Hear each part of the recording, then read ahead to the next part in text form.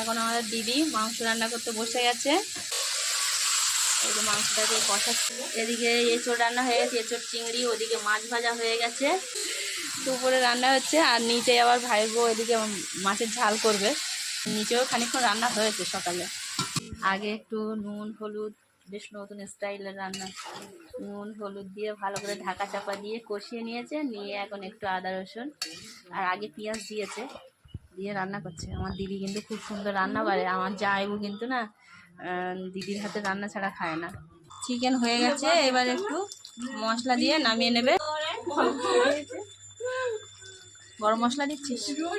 যে লাস্টে গরম মশলা। আমার দিদি কিন্তু একটু কথা কম বলে, চুপচাপ। আমরা বেশি বকি, বেশি বকলে রান্না ভালো হবে না।